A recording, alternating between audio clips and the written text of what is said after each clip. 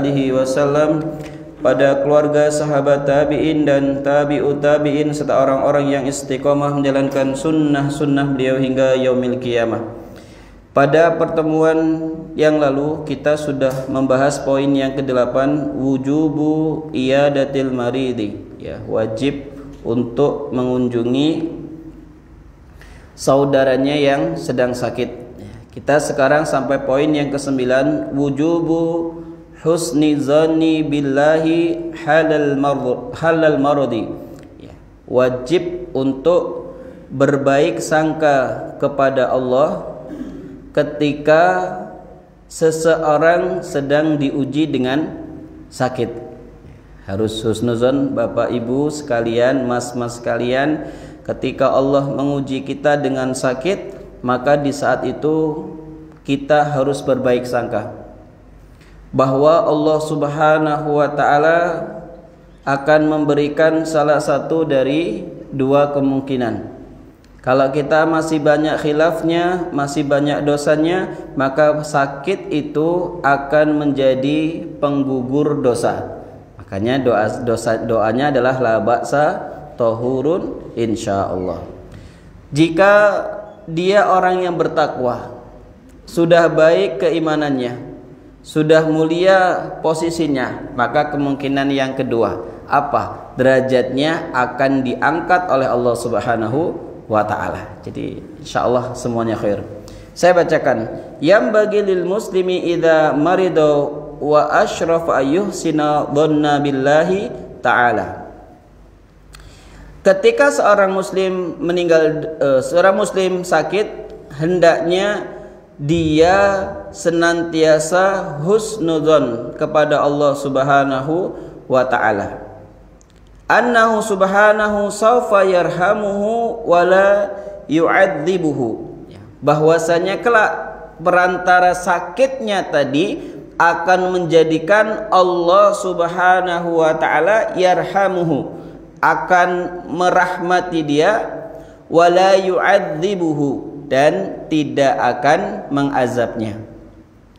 Makanya dalam hadis yang sahih Rasulullah menyebutkan Allah jika menghendaki kebaikan pada diri seseorang, ajjalahu al-uqubata fid dunya. Allah akan segerakan bagi orang ini menerima banyak keburukan, banyak sakit dalam hidupnya.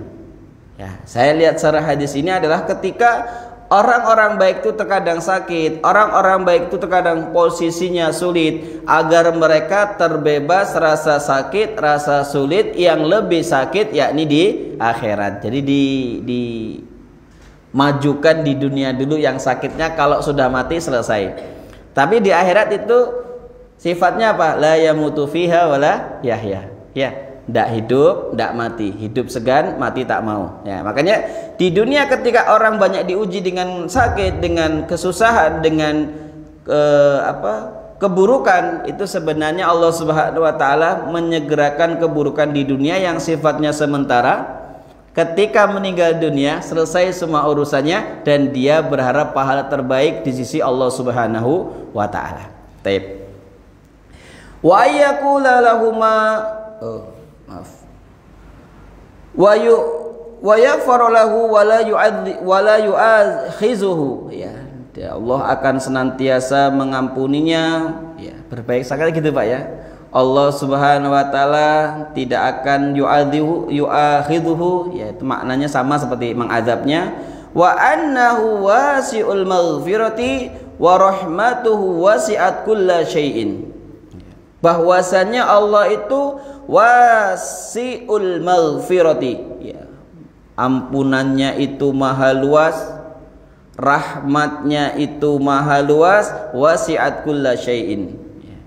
Ini kalau ada seseorang yang meninggal, yang sakit, kemudian kok dia maki-maki Allah, ya sakitnya belum tentu sembuh, dosanya sudah pasti, pahalanya tidak didapatkan.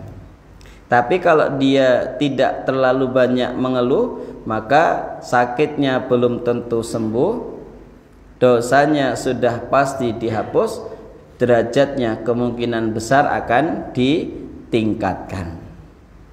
Orang itu Pak sama-sama kena satu penyakit, canteng saja, mudah. Bapak paham canteng?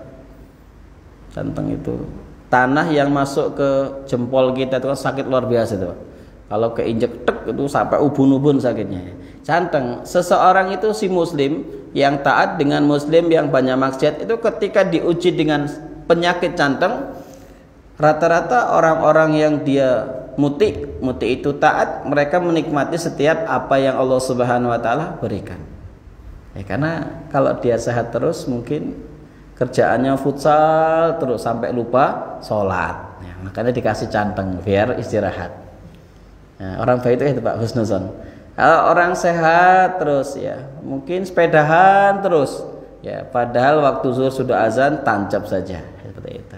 Tapi ada kalanya orang dikasih sakit canteng, dikasih sakit kakinya, menjadikan dia oh iya ini sudah waktu zuhur saya tak sholat. Meskipun asbab sakitnya itu tidak menjadikan dia hadir di masjid, tapi paling tidak dia sholat tepat waktu. Jadi selalu ada sisi apa ya, husnudzon pada diri seorang muslim. Tidak pernah terbetik sedikit pun keinginan untuk suudzon kepada Allah Subhanahu wa taala. Ya. Ini pesannya Rasulullah dalam hadis riwayat dari Imam Muslim ya, nomor 22, Rasulullah bersabda, la yamutunna ahadukum illa wa huwa yuhsinu billahi zanna. Ya. Janganlah salah seorang di antara kalian meninggal kecuali pastikan dia sedang berbaik sangka kepada Allah Subhanahu wa taala. Jadi sudahlah kita perbanyak membaca la haula wala quwata illa billah, membaca hasbunallah wa ni'mal wakil, ni'mal maula wa ni'man nasir, atau astagfirullah atau yang semisal dengannya. Karena itu bentuk kita husnuzon kepada Allah Subhanahu wa taala. Kemudian yang ke-10, talqinul mayyiti, ya, mentalkin mayit. Ya. Yang bagi lil muslimi idza ayana ihtidari akhihi ayyulakinahu kalimatal ikhlasi. Ya. Hendaknya bagi seorang muslim ketika melihat tanda-tanda akan meninggalnya saudaranya seiman, semuslim, ya sudah terlihat apa Pak, sekarat lah kalau kata dokter, dibantu talqin Pak, dibantu talqin Bu, karena ini sudah ya kemungkinan hidupnya itu kecil, jadi ditalqin ya dengan kalimat apa? Di sini disebutkan kalimatal ikhlasi, ayyulakinahu kalimatal ikhlasi, ditalqin dengan kalimat tauhid, kalimat ikhlas, yakni la ilaha illallah. Banyak ulama memakruhkan kalau kita melakukannya terus menerus. Kalau masih hidup boleh, fa'lam afdalu zikri annahu la ilaha illallah. Terserah, la yuhsah, tidak terhitung jumlahnya, silakan. Tapi untuk orang yang sudah sakaratul maut, ini ibaratnya ya laptop atau komputer Pentium baru 2, datanya sudah 98% penuh, upload video atau sedang download video, itu kan lemot banget Pak. Nah itu cara mentalkinnya, beberapa cara yang saya ambil adalah seperti ini. Jadi dipegang ya, atau disandarkan pundak belakangnya atau leher belakangnya, kemudian didekatkan ya. Pak, ucapkan la ilaha illallah, taruh lagi, biarkan 2, 3 sampai 4 menit dia mencerna apa yang kita bisikkan. Jadi jangan buru-buru la ilaha illallah, la ilaha, ya tidak apa-apa kalau masih hidup. Ini masalahnya dia keadaannya sudah sekarat, itu inna sakratul mauti bil haqq. Ya, keadaan sakit pada proses sakaratul maut, keadaan sulit dalam sakaratul maut itu sesuatu hal yang pasti. Maka dengan cara apa? Kita bantu pegang ya, ucapkan la ilaha illallah, letakkan dulu. Ya, 3 menit atau mungkin 4 menit ya. Setelah kita melihat dia sudah mulai tenang, nggak terengah-engah lagi, angkat lagi. La ilaha illallah, seperti itu. Nah, jadi ditalkin itu untuk mengingatkan dia agar mengetahui kalimat yang nanti diharapkan keluar dari mulutnya adalah kalimat la ilaha illallah. Pertanyaannya, bagaimana kalau dia sudah mengucapkan, Ustaz? Kalau bapak ini, ibu ini telah mengucapkan kalimat meskipun tidak jelas, tapi dari mimik mulutnya, goyangan mulutnya itu mengatakan itu, sudah Pak, jangan diajak ngobrol lagi. Ya, kalau sudah mengatakan itu, jangan Pak, itu ruko yang di depan buat anak yang keberapa Pak? Jawab dia, anak kedua. Nah, ini udah meninggalnya ngomong rukunya anak untuk anak yang kedua, biarkan. Kalau dia ngomong berarti diulangi lagi talqinnya. Capek Ustadz, gantian. Ya, makanya bersyukurlah kalau kita mendapati orang yang kita cintai, apakah ibu kita, bapak kita, kerabat kita yang kita sempat mentalkin dia. Karena dalam hati sekalipun kalau dia mengikuti apa yang kita ucapkan, itu termasuk bagian talqin kita, ya, sudah tersampaikan. Ya. Ya, tapi ada orang tertentu, naudzubillah min dzalik, ya, sudah ditalqin dengan kalimat ini, justru kalimat kotor yang keluar. Bapak Ibu Mas tahu kenapa? Ya karena itu kebiasaan yang paling sering dia lakukan di masa sehat, di masa hidupnya. Ditalkin malah hewan kaki 4 keluar semua. Emang ada Ustaz? Yung, saya pernah melihat sendiri.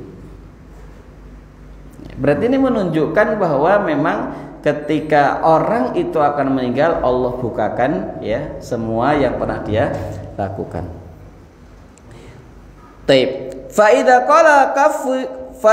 qalaha kaffa anhu, ya.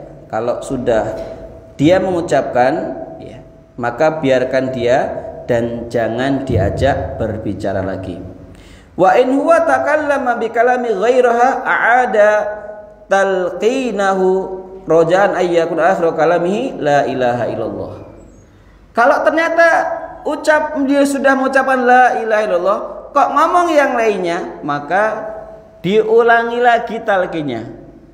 Pastikan menurut kita dia mampu mengucapkan kalimat itu atau minimal hatinya terbetik sehingga termasuk dalam hadis lakinu mautakum la ilaha illallah. Talqinlah orang yang akan meninggal di antara kalian dengan la ilaha illallah. Mengapa? Man kana akhiru kalamihi la ilaha illallah dakhalal jannah. Siapa yang akhir kalimat ucapannya adalah la ilallah, dia akan masuk surga. Hadis riwayat Imam Ahmad, Abu Dawud dengan sanad sahih. Sementara tadi talqinlah mautakum orang yang akan meninggal di antara kalian dengan la ilaha illallah. Ada pembahasan menarik Pak. Saya bawa kitab kedua ini. Judulnya Fiqhul Islam wa Adillatuhu. Ini mujallad yang kedua. Perlu saya komparasikan sehingga nanti kita lebih adil dalam mensikapi sesuatu, terutama nanti pada poin masalah ini ya, masalah mentalkin ini. Mentalkin ini Pak, kapan dilakukan? Mentalkin ini dilakukan cara yang pertama itu berdasarkan teks hadis, yakni lakinu mautakum la ilaha illallah. Terjemahannya gini, talkinlah orang-orang yang, perhatikan kalimat saya, akan meninggal. Berarti ketika masih hidup akan meninggal. Ini cara yang pertama. Kemudian kalimat yang kedua, lakinu mautakum la ilaha illallah, ya, talkinlah orang-orang yang meninggal di antara kalian dengan la ilaha illallah.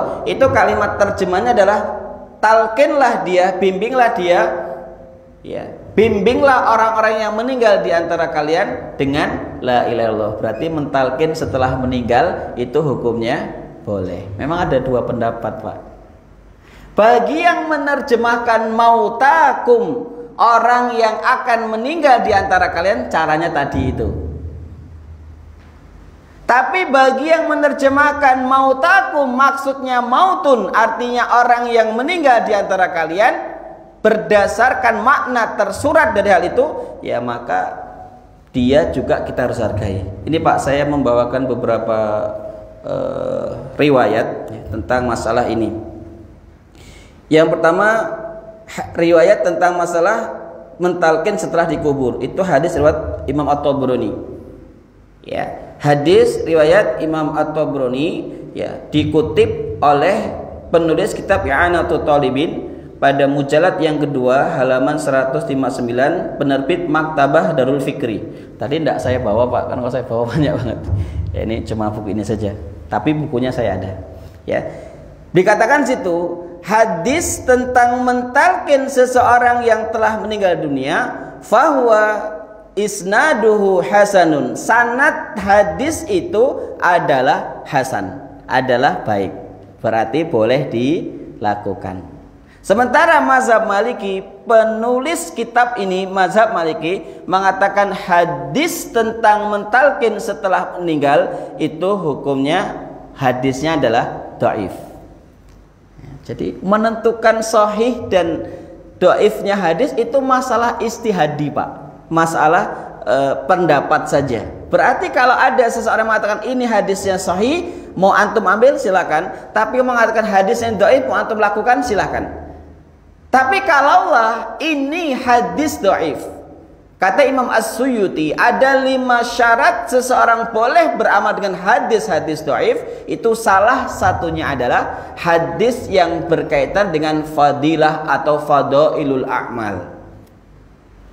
Ya, jadi kalau penulis kitab ini Pak, saya bacakan ya Pak, biar kita subjektif penilaiannya, jangan cuma satu kitab saja. Kalau di sini ya kata mazhab Hanafi dan Maliki ya itu yundabu nadban syahadatain ya qabla ghargharah. Ini pendapat yang pertama, dianjurkan kata mazhab Hanafi dan mazhab Maliki untuk mentalkin dengan la ilaha illallah ya sebelum dia meninggal, yakni ketika ghargharah. Ya, ghargharah itu bahasa Indonesianya apa Pak ya? Kalau bahasa Inggrisnya itu cengap-cengap Pak. Apa Pak kalau bahasa Indonesianya? Bunyi. Ya. Aslinya gor-gor itu terkait kalimat gor-goro yughargiru. Artinya gini, ada botol masuk, timbul lagi, masuk, timbul lagi. Itu bahasa Arabnya gor-goro yughargiru. Oke, kita terjemahkan bahasa Indonesia, gor-goro yughargiru artinya mengalami proses kematian. Jadi kalau ada yang mengatakan talqin itu sebelum meninggal dunia, monggo. Itu mazhabnya Imam Abu Hanifah dan mazhabnya mazhab Malikiyah, termasuk penulis kitab ini. Ini mazhab yang muktamad di Saudi. Makanya wajar mereka punya lajnah daimah lil buhuthi ilmi wal ifta. Mereka mengatakan talqin hanya terjadi dan bisa sebelum meninggal. Buktinya apa? Hadis man kana akhiru kalamihi la ilaha illallah dakhulal jannah. Kan kalam di situ berarti masih hidup. Oke, berarti kalau Bapak memilih itu, berarti Bapak memilih pendapat ya dari Hanafi dan Maliki. Kemudian yang berikutnya, bagi yang mengatakan boleh mentalkin setelah kematiannya, setelah dikuburkannya, itu ada beberapa ruwat di sini. Ya, ada beberapa ruwat di sini. Salah satunya riwayat dari mazhab Abu Hanifah. Ya, ini beliau mengatakan tidak boleh ditalkin, tapi ada pengikut mereka yang mengatakan boleh ditalkin. Saya kutip di sini. Saya tulis beberapa kutubnya. Yang pertama Imam Al-Munib At-Tabrani. Kemudian Ibnu Al-Hamam, Imam Asy-Syaukani. Kemudian Syekh Atiyah Al-Sakor, itu beliau mengatakan boleh mentalkin setelah kematian. Ya. Beliau mengatakan asal dari talqin adalah sebelum meninggal. Sebelum meninggal, karena memang itu keadaan dia bisa menirukan apa yang kita ucapkan. Lakin akan tapi jika mau dibacakan setelah meninggal, fala mani' minhu, tidak ada larangan untuk dilakukan. Karena kalimat mautakum, ya, kata Imam Asy-Syaukani, itu adalah kalimat yang sifatnya majaz saja. Karena mauta itu ya mesti orang sudah meninggal. Mana buktinya mauta kok? Nah, orang sudah mati. Ya mati itu mesti setelah ruh keluar. Adapun mauta, kalimat yang dibisikkan itu merupakan majaz, dan kita butuh qarinah. Qarinah itu pendamping untuk memalingkan kalimat mauta yang bermakna sebelum meninggal dunia. Ya, jadi kalau di sini Pak, ya memang seperti itu, ada ikhtilaf ulama cukup panjang. Ya. Jadi bagi Bapak yang mau mentalkin sebelum meninggal dunia, ya enggak apa-apa, saya juga melakukan itu. Tapi jangan salahkan kalau ada seorang muslim selesai dikubur, dipegang patoknya di bagian atas, wahai fulan, ya disebutkan di sini. Wahai fulan, setelah ini kau akan ditanya man rabbuka, jawablah wahai fulan bahwa ya Rabbmu adalah Allah. Setelah ini juga aku akan tanya madinuka, apa agamamu, jawablah wahai fulan agamaku adalah Islam. Wahai fulan, setelah ini kau akan tanya man nabiyuka, siapa nabimu, jawablah nabimu adalah Muhammad SAW. Mana dalil mereka? Dalil mereka adalah kias. Ketika Rasul mengatakan ketika seseorang telah selesai dimakamkan, maka si jenazah tadi bisa mendengar, ya, bisa mendengar suara terompah orang yang meninggal mereka. Kalau suara terompah sendal kakinya itu dengar, apalagi ucapan itu. Ya, jadi kias aula. Namanya itu kias aulawi, ya. Jadi ya kita tidak usah marah-marah Pak kalau misalnya ada seorang itu yang tidak memilih pendapat yang kita pilih, ya. Bahkan di sini disebutkan, ya, wa qala jumhur yundabu qira'atus yasin li hadisi iqra'u ala mautakum yasin. Disunnahkan, yang dabu itu dianjurkan dengan sangat untuk membacakan surat yasin. Kapan itu? Bagi orang yang akan meninggal, atau riwayat di sini setelah meninggal diperbolehkan. Kalau nggak meninggal, gitu ya Pak.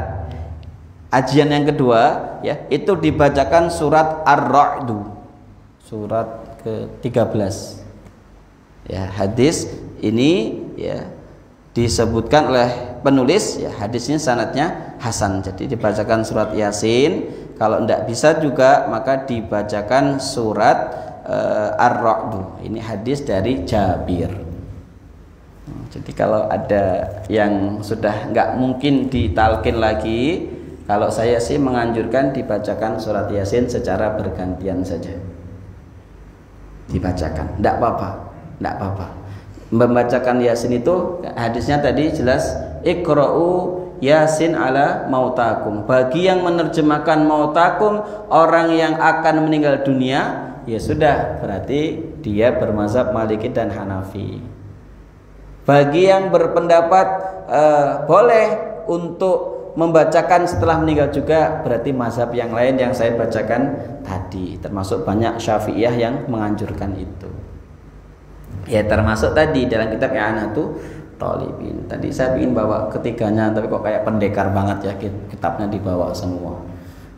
Tapi ini sebagai bukti untuk menentukan baik tidaknya, itu minimal kita harus mendelentrekkan 5 kitab baru adil. Kalau cuma 1 lagi terjemah, janganlah ngotot. Jadi itu perbandingan. Jadi maknanya setelah kita mengkaji 5 kitab itu baru, oh memang ada yang membolehkan, oh memang ada yang melarang. Terus gimana? Ya berarti lihat di daerah situ yang paling banyak dilakukan apa? Apakah talqin setelah meninggal atau sebelum Ustadz? Ya sudah, pilih saja pendapat itu, agar meminimalkan konflik antar sesama muslim. Tapi kok di daerah antum itu memang orang meninggal, daripada nangis keluarganya baca Yasin, ya jangan langsung kita bid'ah itu, bid'ah. Ya wis wong tuwa nih meninggal sedih, ya, tambah sedih punya tetangga yang kayak gitu. Ya Allah, mudah-mudahan dia segera menyusul mati bapak saya, kan nggak enak juga toh Pak. Nah, kenapa orang cerewet banget ya Allah? Temennya kok doa kayak gitu cerewet banget, ya Allah matikan dia, kan nggak enak juga sih Pak.